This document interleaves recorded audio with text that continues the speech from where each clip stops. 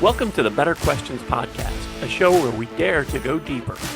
We are opening space for more honest conversation, slow, meaningful insights in a fast-moving world. Every week we pick a topic and sit down with thinkers, doers, and challengers, not only to hear not what they already know, but to explore what they are still learning. Maybe the right question at the right time can change everything. And now, here's the host of the Better Questions Podcast, Kevin Hoey. All right, what's up, Better Questions family? For those of you loyal listeners, I don't even think my mother listens to this, by the way, so thank you. In the beginning of the year, I said, hey, we're going to do things different, and now we're doing that. So what I want to do, so there's like so much philosophy embedded in this, and remind me to talk about polymath someday. I think I'm a polymath, and my second foray is going to be philosophy. But so first and foremost, why am I here? Because I couldn't get to the people with influence, and I'm a get to people guy. So I had to go and start this whole stupid platform. I want nothing to do with fame. I really want little to do with fortune. I just am going to amass it so that I can change the world a little bit, a lot of it, probably. So they're gross, right? Fame, fortune, power, lust, greed, all are in the same bucket of nasty. But here I am, right? With its, I don't want to be another podcaster. I've written a book. I don't want to be an author. I don't want to be an influencer. I just want to be Kevin. And it's very hard. I think it's called cybernetics, where there's causal arrows, right? So as soon as you get money, you change and as soon as you get fame, you change. And it's gross. I think I've set myself up to be unaffected by that shit. But so the podcast, I'm like, all right, one of the things that I hate, and Spotify, Apple Podcasts, I'm putting you on blast. I will replace you if you don't figure this out. I just want to know what Joe Rogan wants me to listen to. I want to know what Sean Ryan wants me to listen to. I want to know their favorites. I don't want 300 episodes, right? And frankly, I think we need more, better, less. Less, but better. And so do I think that we needed another podcast, me being one of them? Absolutely not. Would I have happily just been an advisor to Sean Ryan if he picked up the fucking phone? Yeah, but who am I? I'm just a fence guy, right? So now I have my own podcast, and here I am contributing. We don't need another Daily Wire. We don't need another Breitbart. And I think we need more of Channel 5 News. That guy's good. Watch him. I think we need more of, honestly, until CNBC or whoever bought him. Until that. Barry Weiss, you're a treasure to me. Now you shut your podcast down and you're dead to me. I don't mean to say that, but big business is consolidating and eating our communication. So look, that's where I'm at. So it's what do you do with that? I'm saying, all right, here's what we're going to do.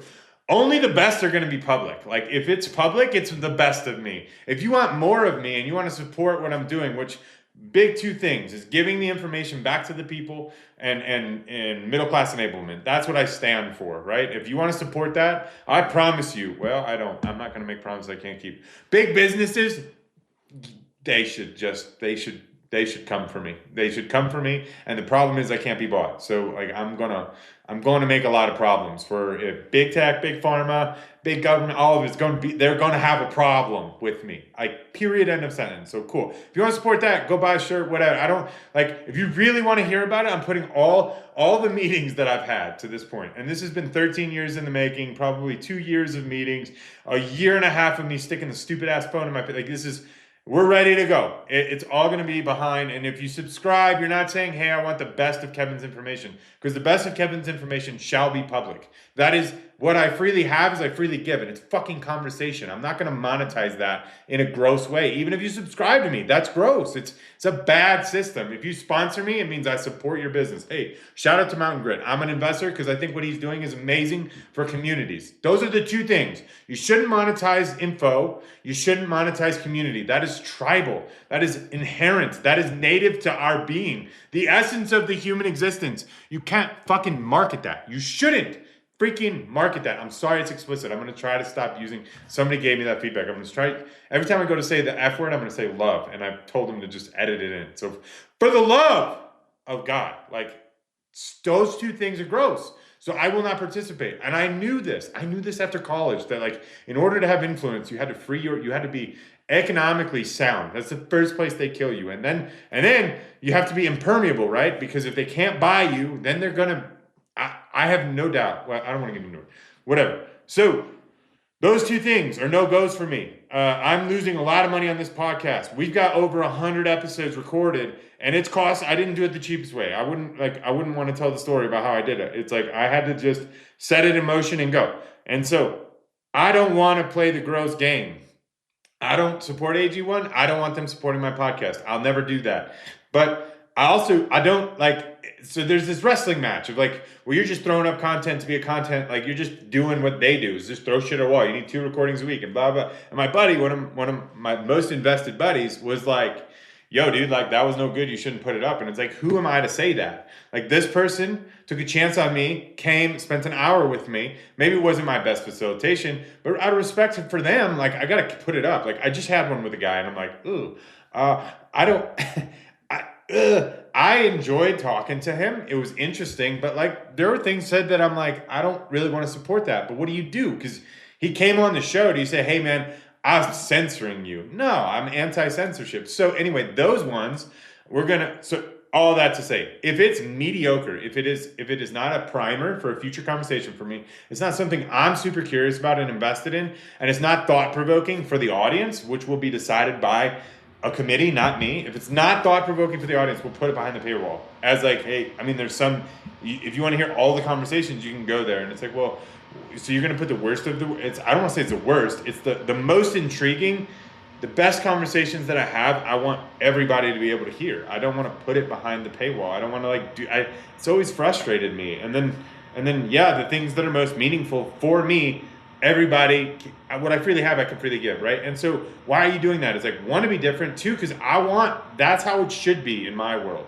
Is like, I shouldn't be, like, no offense, like to be a professional conversator and make millions off of conversations, it's not that far away from making money off of keeping people sick, right? Like we're conduits of information.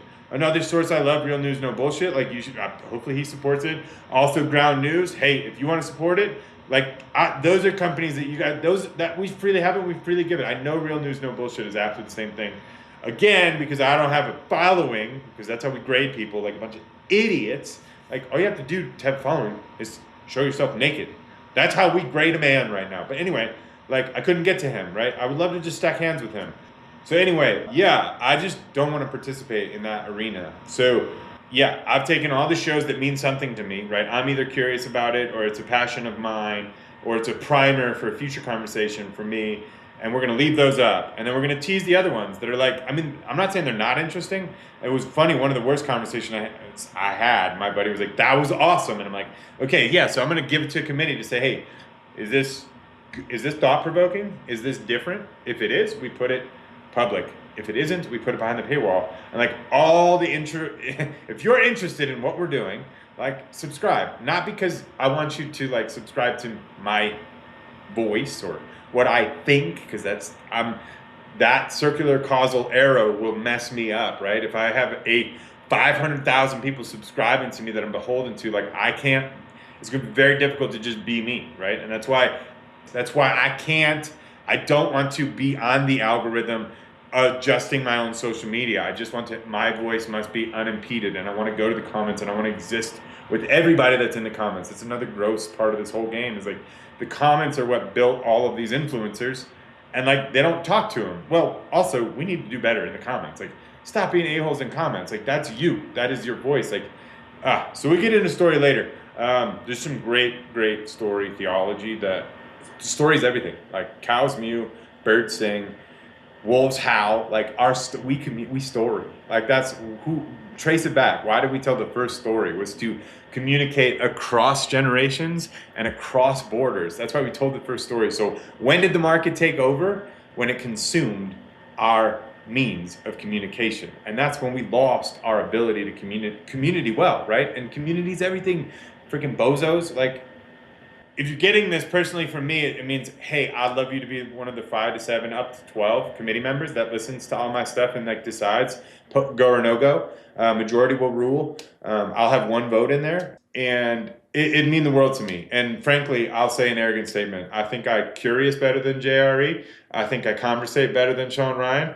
And I think I outdo them both like probably 10-1 on business acumen. So yeah, do I think this is going to go somewhere? Absolutely. Do I wish that it didn't have to go anywhere? Even more, even more. I've been trying to get to those guys.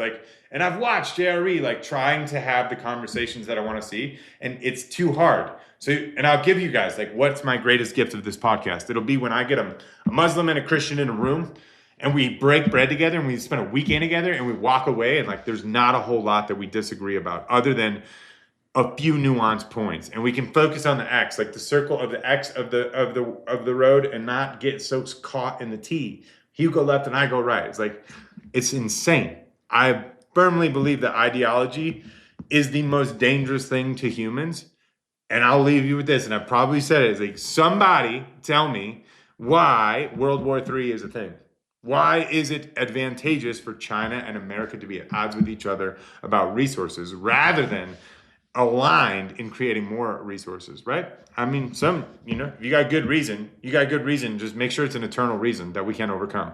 If it sounds something stupid like one dictator said this and it's dude, it's Mickey Mouse bullshit. We are literally going to go to World War III over the my daddy could beat your daddy up. That's so stupid. It's all ideology. I think China's great. I think they manufacture great. Way better than us. We should figure that out. I think we should figure that out, and we should stop competing, and we should make friends with Mexico. And surely we shouldn't sabotage our relationship with Canada. Trumpy, bro, are you kidding me?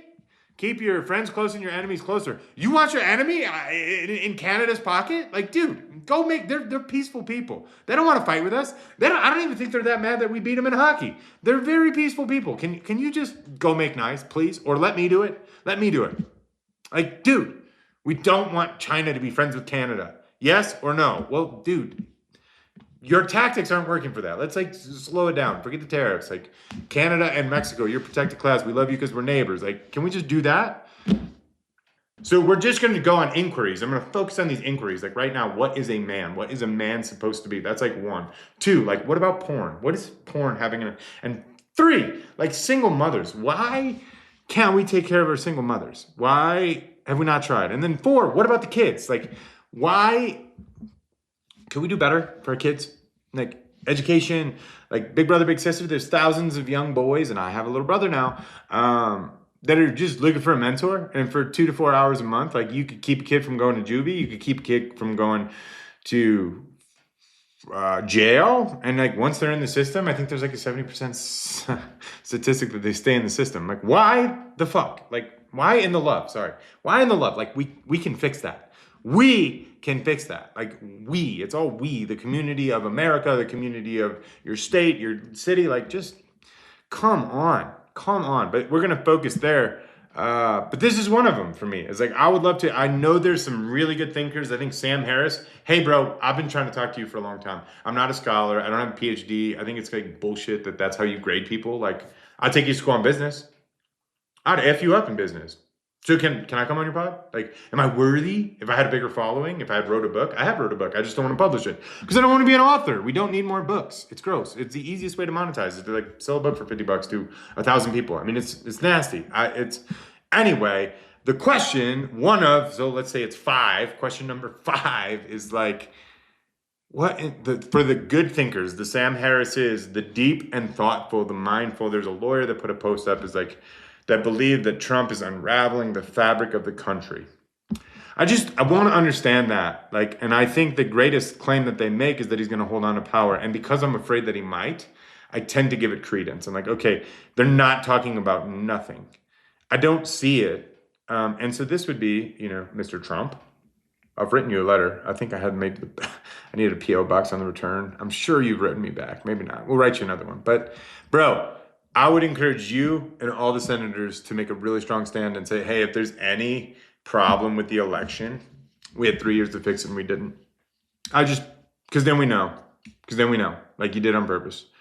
And that's the scariest thing to me. If that's because I'm worried that might happen, it makes me really hard to argue against any of the left. And I don't want to argue with any left versus right should go away if you were to ask me. So Any old way, if you're getting this personally from me, my ask would be that you listen to this stuff and you give me a yay or nay every week. We'll set up the format. It'd mean the world to me. And I think we're doing it different. I think we're doing it better. I wouldn't be here if there wasn't a different, better option in my world. I think we need less content. I think we need more distillation. And if you say yay, I promise you that there'll be some investment opportunities where, you'll look really smart for giving me a little bit of time here. That's all I'll say. A little bit arrogant, whatever. It's just true. It's just true. We're going to be Facebook and Google. And YouTube, which is Google. Maybe not Microsoft. I don't have a bullseye on them. LinkedIn, we're taking them out. We're just going to have to take them out. You should not make it hard for people to find jobs and employers to find employees. Sincerely yours. Glassdoor, you suck too. You're welcome, and I'm sorry. Cheers. Thanks for listening to the Better Questions podcast. If you have questions or comments on this episode, feel free to reach out to us through our website, which you'll find in the show notes below. We also have a Linktree page that lists most, if not all, of the sites that stream the Better Questions podcast, and you'll find a link to that in the show notes as well. So you can click on that, find your favorite site, click on over and subscribe, and you'll never miss another episode. Thank you for listening. This continues to be an interesting journey, and we're happy to have you along for the ride.